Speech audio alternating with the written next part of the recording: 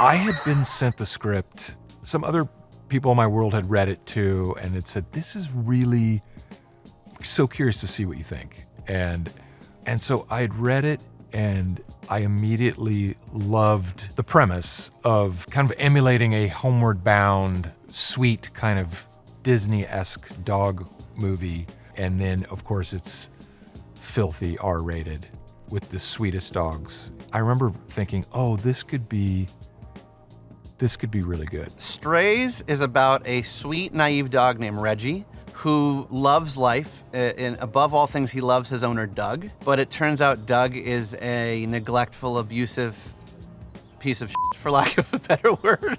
And, you know, the story begins with Reggie playing another classic round of fetch and fuck, which is his favorite game to play with Doug, which is where Doug drives him far away, throws the ball, and then drives home without him. And Reggie thinks it's my job to find the ball and find my way back home. And when I bring the ball back, Doug yells out, fuck. And that's how I know I won the game. So that's sort of Reggie's perspective on the world. And the movie begins with Doug driving very, very far away, hours into the city, dropping Reggie off. Reggie is, for the first time in his life, a stray. He teams up with some stray dogs that he befriends, and they help Reggie get back home to his owner, where he stands up for himself in a very colorful manner. This is about a dog that hates me, that tries to find me to bite my off. They say, Chris, that living well is the best revenge. Not true. They're wrong. The best revenge is revenge. Living well is at best the second best revenge. Along with the counsel of my children, who when I pitched the idea, they immediately said, what do you guys think about, you know, it's like a talking dog movie, but it's basically R-rated, and the whole goal of it is for me to find my owner and bite his dick off. They were like, you have to make that movie. So big thanks to Will's 13-year-old son for getting Will involved in the project.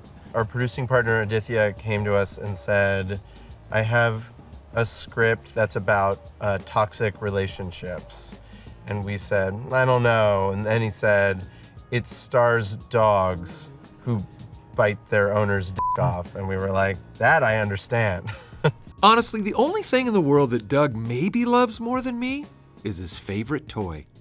His penis. The script is hysterical and also oddly touching for what a dirty movie it is.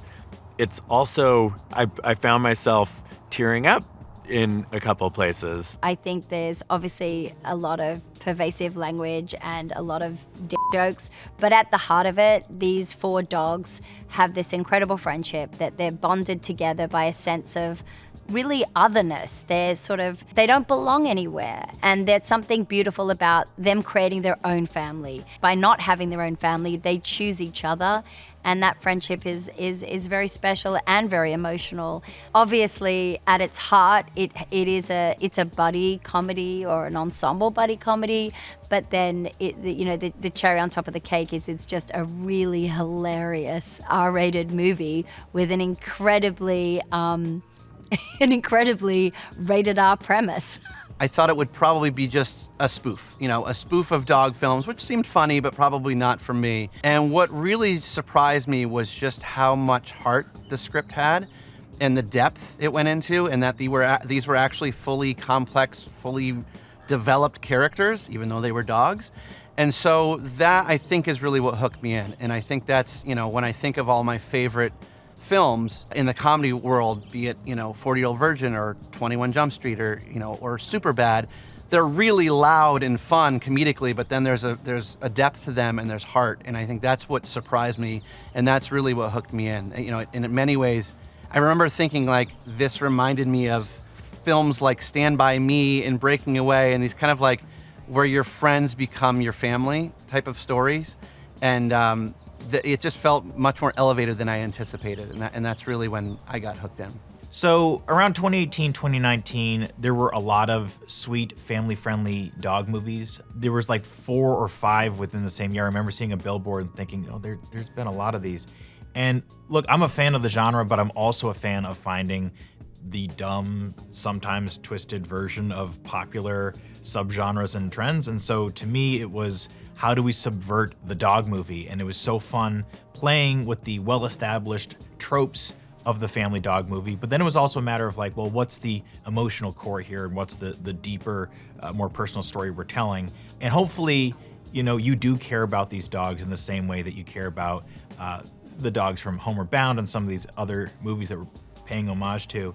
I've seen Homeward Bound probably 15, 20 times. If I was sick from school, I was watching Homeward Bound probably 2 or 3 times. This is very much like an epic event film about a group of dogs, you know? There is something very exciting about this movie. There's like something very different about it and original. And it goes back to that heart too, and it has so much heart that I feel like it's almost tailor-made to watch with a bunch of people in a room and to laugh together and to, you know, be appalled together.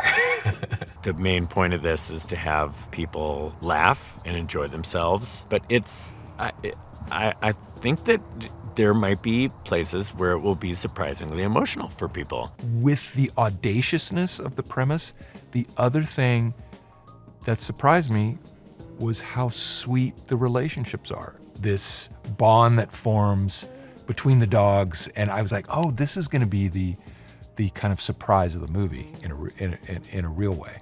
Since the first time we ever showed it to an audience, it's just a crowd pleaser. And the audience can't believe what they're seeing. They can't believe that it's really happening. They are so excited to imagine what the interior lives of their animals are like, and that they're just as frail and funny and weird as they imagine. I think this is a big cinematic experience. It's got action, it's got comedy, it's got horror, it's got romance, it's got drama, and at the heart of it, it's just a great story about someone who wants to bite their owner's dick off. Drives me crazy to think that there are people out there who mistreat their pets like this, and so f that guy.